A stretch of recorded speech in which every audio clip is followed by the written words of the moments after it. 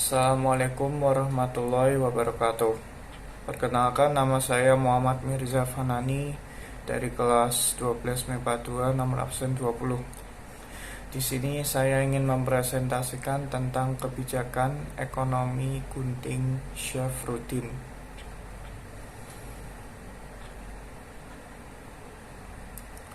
Gunting Syafruddin adalah kebijakan pemotongan nilai uang atau sanering yang dilakukan Menteri Keuangan Syafruddin Prawiranegara. Kebijakan yang berani itu diambil untuk menyelamatkan perekonomian Indonesia yang sedang merosot. Di sisi lain, banyak yang mengkritik kebijakan itu karena merugikan rakyat. Latar belakang dari kebijakan gunting Syafruddin. Indonesia harus menghadapi berbagai masalah setelah kemerdekaan. Setelah Belanda mengakui kedaulatan Indonesia di konferensi Meja Bundar, Indonesia harus membayar 1, triliun rupiah utang luar negeri dan 2,8 triliun rupiah utang dalam negeri. Keuangan negara pun defisit mencapai 5,1 miliar rupiah. Inflasi memberatkan masyarakat. Harga-harga mahal. Pemerintah terpaksa mengeluarkan gebrakan untuk menyelamatkan perekonomian. Tujuan dari kebijakan gunting Syafruddin. Menteri Keuangan Kabinet Hatta II Syafruddin Prawiranegara mengusulkan kebijakan sanering. Sanering adalah pemotongan nilai uang. Pada 20 Maret 1950, semua uang yang bernilai 5 gulden ke atas dipotong nilainya hingga setengahnya. Nilai itu dianggap tak akan membebani rakyat kecil. Sebab saat itu pecahan uang di atas 5 gulden hanya dimiliki mereka dengan ekonomi menengah ke atas. Pemotongan uang dilakukan secara harfiah. Lembaran uang digunting dibelah menjadi 2. Potongan pertama menjadi uang dengan nilai setengahnya, sementara potongan kedua ditukar sebagai kupon obligasi negara. Obligasi negara yang dipegang hanya bernilai setengah. Obligasi itu akan dibayar negara 30 tahun kemudian dengan bunga 3% setiap tahun. Kebijakan yang dikenal sebagai gunting Syafruddin itu bertujuan mengatasi krisis ekonomi. Mulai dari mengatasi inflasi, mengurangi beban utang luar negeri, dan menanggulangi defisit anggaran sebesar 5,1 miliar rupiah. Dengan kebijakan ini, jumlah dan jenis uang yang beredar bisa berkurang. Dampak dari kebijakan gunting Syafruddin yaitu gunting Syafruddin berhasil mengurangi jumlah uang yang beredar. Dengan berkurangnya jumlah uang, inflasi turun. Namun secara jangka menengah, kebijakan ini tak cukup untuk mengatasi kekacauan ekonomi. Pada tahun 1953, indeks harga 19 bahan pokok meningkat 250% dari tahun 1950. Jumlah uang beredar terus meningkat dan inflasi terjadi lagi. Sedangkan untuk jangka panjang, gunting Syafruddin menimbulkan dampak psikologis bagi pelaku ekonomi. Perusahaan-perusahaan besar dengan modal kuat menimbun barang kebutuhan masyarakat. Ini membebani rakyat dan merugikan pedagang kecil.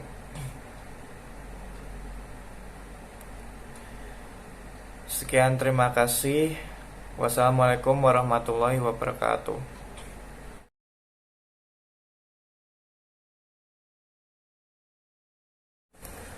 Assalamualaikum warahmatullahi wabarakatuh.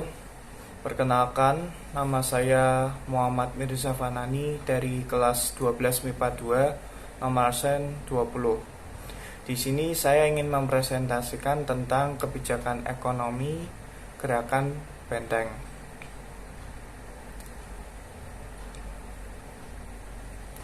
Gerakan Benteng adalah program perekonomian yang berlaku pada masa Kabinet Natsir dari September 1950 hingga April 1951. Kebijakan ini dicetuskan oleh Sumitro Jojo Hadikusumo, Menteri Perdagangan era Kabinet Natsir.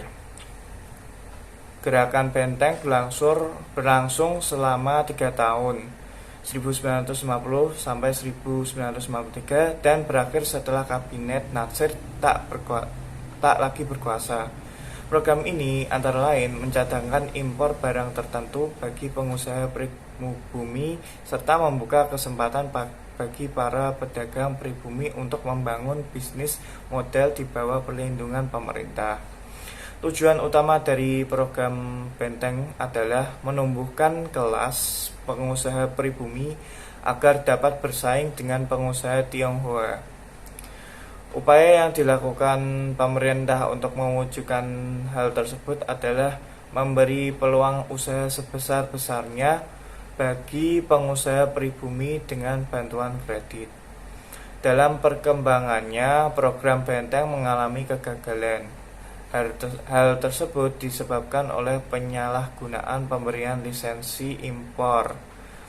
Program Gerakan Benteng yang bertujuan melindungi pengusaha pribumi ini akhirnya dihentikan karena dianggap gagal. Latar belakang Gerakan Benteng. Di awal kemerdekaan, perekonomian Indonesia masih carut-marut akibat penjajahan. Indonesia juga masih menanggung utang kepada Belanda, hasil dari konferensi meja bundar. Belum lagi revolusi dan perang yang terjadi setelah itu. Kolonial mewarisi perekonomian yang timpang di mana yang berkuasa yang menguasai sumber daya. Akibatnya rakyat pribumi biasa sulit mencapai kesejahteraannya. Di masa Kabinet Natsir September 1950 sampai Maret 1951, Menteri Perdagangan Sumitro Jojo Hadikusumo pun mencanangkan Gerakan Benteng yang dimulai sejak April 1950. Gerakan Benteng terdiri dari 2 kebijakan. Yang pertama, Gerakan Benteng mengistimewakan importir pribumi. Importir pribumi diberi kewenangan impor khusus. Selain itu, mereka juga menerima jatah devisa dengan kurs murah. Kedua, kebijakan ekonomi dilakukan dengan pemberian kredit modal pada pengusaha yang selama ini sulit memperoleh pinjaman dari lembaga pendanaan seperti bank. Lewat Gerakan Benteng, pemerintah memilih pengusaha-pengusaha pribumi yang akan menerima bantuan. Para pengusaha yang dinamakan importir Benteng ini telah lulus sejumlah persyaratan, di antaranya yang pertama merupakan importir baru, yang kedua berbentuk badan hukum perseroan terbatas atau kongsi, yang ketiga memiliki modal kerja minimal sebesar Rp100.000, yang keempat modal kerja sekurang-kurangnya 70% berasal dari bangsa Indonesia asli pribumi atau golongan ekonomi lemah, yang kelima memiliki kantor untuk pegawai dan tenaga kerja. Selama pelaksanaan Gerakan Benteng, persyaratan ini beberapa kali diubah dan diperbaiki agar benar-benar tepat sasaran dan tidak dimanfaatkan oleh pengusaha yang tidak berhak. Kegagalan dari Gerakan Benteng. Selama 3 tahun pelaksanaan ada sekitar 700 perusahaan yang menerima bantuan dari program Gerakan Benteng. Namun ditengarai banyak penerima bantuan yang curang, para pengusaha pribumi hanya dijadikan sebuah alat bagi pengusaha non-pribumi untuk bisa mendapatkan kredit dari pemerintah. Ini menjadi salah satu penyebab berakhirnya sistem ekonomi Gerakan Benteng. Banyak penerima lisensi impor menjual lisensinya kepada importir yang sudah mapan. Mereka dikenal dengan istilah aktentitas. Selain itu, persyaratan kepemilikan modal juga menjadi perdebatan karena mendiskriminasi pengusaha Tionghoa. Pada September 1955, Gerakan Benteng dikaji oleh Kabinet Burhanuddin di Harahap dan Sumitro yang saat itu menjabat Menteri Keuangan. Persyaratan berdasarkan etnis akhirnya dihapus dan diganti dengan persyaratan uang muka. Pada bulan Maret dan April 1957, Kabinet Karya atau yang disebut Kabinet Juanda menghentikan Gerakan Benteng seiring dengan transisi ke demokrasi terpimpin. Sekian, terima kasih. Wassalamualaikum warahmatullahi wabarakatuh.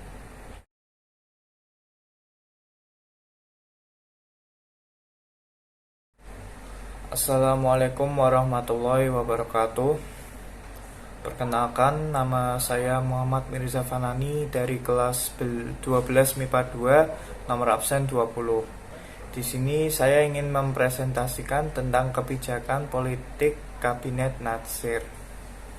Kabinet Natsir adalah kabinet pertama yang dibentuk setelah bubarnya Republik Indonesia Serikat dan kembali menjadi NKRI.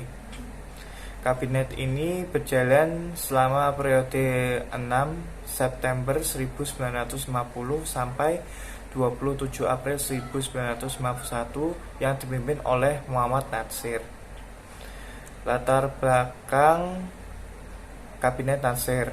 Setelah masa proklamasi kemerdekaan Indonesia, Natsir lebih dulu menjadi anggota KNIP sebelum akhirnya terpilih menjadi Perdana Menteri.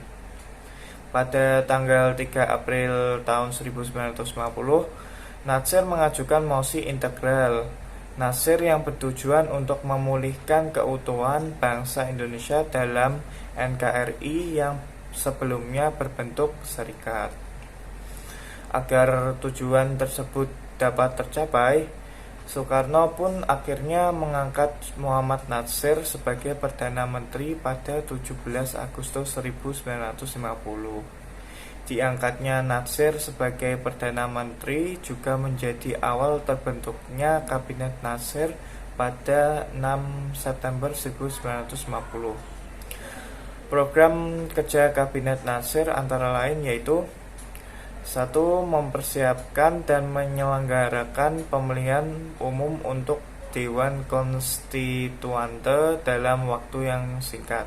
Yang kedua, mencapai konsolidase dan menyempurnakan susunan pemerintahan serta membentuk peralatan negara yang bulat berdasarkan pasal 146 dalam UUD sementara 1950. Yang ketiga, menggiatkan berbagai usaha untuk mencapai keamanan dan ketentraman. Yang keempat, mengembangkan dan memperkokoh kekuatan perekonomian rakyat sebagai dasar bagi pelaksanaan kegiatan perekonomian nasional yang sehat serta melaksanakan keragaman dan kesamarataan hak antara buruh dan majikan. Yang kelima, membantu pembangunan perumahan rakyat serta memperluas berbagai usaha untuk meningkatkan kualitas dalam bidang kesehatan dan kecerdasan. Yang keenam, menyempurnakan organisasi angkatan perang dan pemulihan mantan anggota-anggota tentara dan gerilya ke dalam masyarakat. Yang ketujuh, memperjuangkan dan mengusahakan penyelesaian masalah perebutan wilayah Irian Barat dalam waktu yang singkat. Keberhasilan Kabinet Nasir yaitu antara lain: yang pertama, Sumitra Plan mengubah ekonomi kolonial ke ekonomi nasional.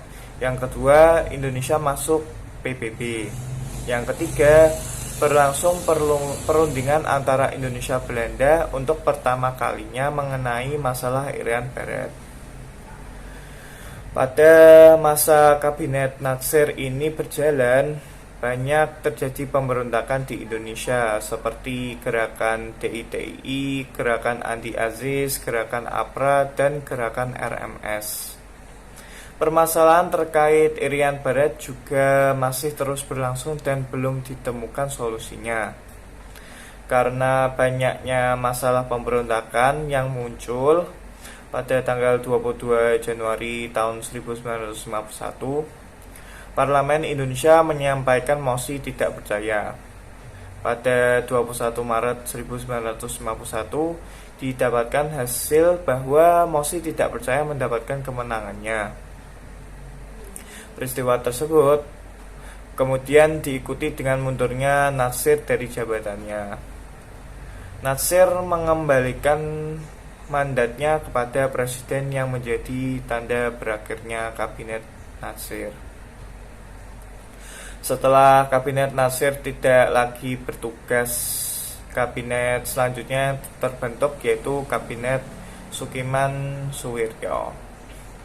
Kegagalan Kabinet Nasir yaitu penyebab jatuhnya Kabinet Nasir dikarenakan kegagalan kabinet ini dalam menyelesaikan masalah Irian Barat dan adanya mosi tidak percaya dari Partai PNI menyangkut pencabutan peraturan pemerintah mengenai DPRD dan DPRDS. PNI menganggap peraturan pemerintah nomor 39 tahun 1950 mengenai DPRD terlalu menguntungkan Masyumi. Sekian, terima kasih. Wassalamualaikum warahmatullahi wabarakatuh.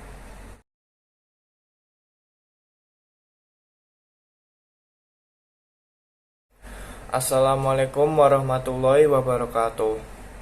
Perkenalkan, nama saya Muhammad Mirza Fanani dari kelas 12 MIPA 2 nomor absen 20.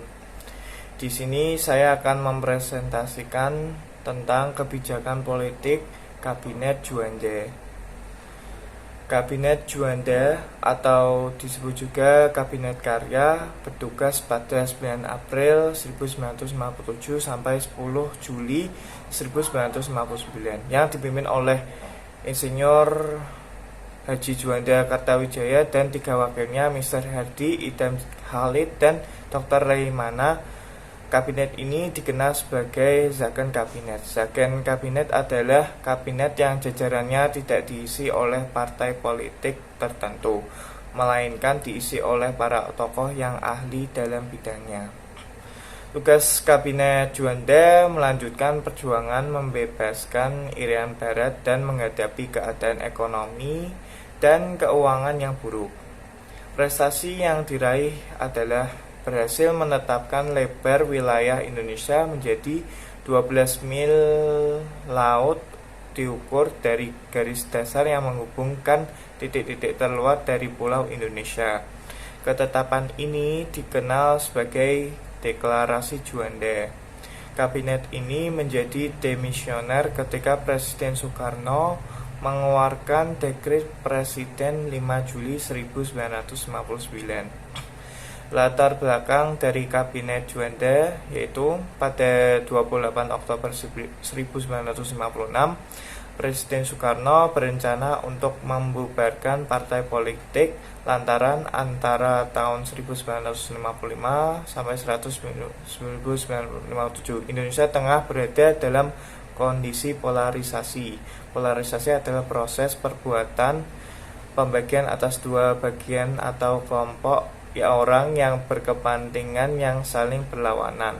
Polarisasi ini dilakukan oleh para partai politik dalam pembagian Jawa, luar Jawa.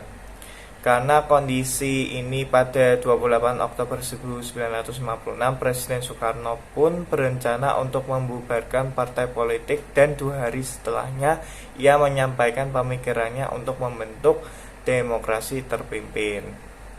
Ide Soekarno ini juga membuat militer gusar. Alhasil, pada Desember 1956, militer di beberapa daerah mengambil alih kekuasaan sipil, seperti di Sumatera Utara dan Sumatera Selatan. Tindakan ini pun ditentang oleh PKI. Akibatnya banyak dari mereka yang ditangkap oleh militer yang diikuti dengan hilangnya sumber perekonomian.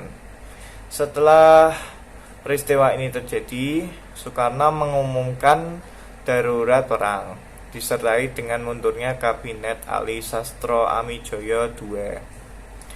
Berakhirnya Kabinet Ali kemudian disusul dengan penetapan kabinet baru, yaitu Kabinet Juanda. Program kerja Kabinet Juanda yang pertama membentuk Dewan Nasional. Yang kedua, normalisasi keadaan Republik. Yang ketiga, melanjutkan pelaksanaan pembatalan KMB. Yang keempat, perjuangan Irian Barat. Yang kelima, mempergiat pembangunan. Akhir dari Kabinet Juanda yaitu berakhirnya Kabinet Juanda ini disebabkan oleh terbentuknya demokrasi terpimpin, di mana Presiden Soekarno menjadi Perdana Menteri dan Juanda sebagai Menteri Utama. Di sisi lain, Kabinet Juanda juga berakhir disebabkan karena kegagalan kabinet tersebut dalam mengatasi pergolakan PRRI Permesta, serta adanya peristiwa Cikini, yaitu peristiwa percobaan pembunuhan terhadap Presiden Soekarno pada tanggal 30 November 1957. Peristiwa ini terjadi ketika Presiden Soekarno sedang menghadiri pesta ulang tahun perguruan Cikini yang ke-15. Percobaan ini dilakukan dengan granat tangan dan menimbulkan banyak korban, terutama anak-anak sekolah. Untuk demokrasi terpimpin sendiri menjadi sistem pemerintahan yang mengatur secara tegas tentang partai politik, di mana pejabat tinggi negara tidak boleh menjadi anggota politik. Setelah demokrasi terpimpin terbentuk, kabinet baru juga muncul, yaitu Kabinet Kerja. Sekian, terima kasih. Wassalamualaikum warahmatullahi wabarakatuh.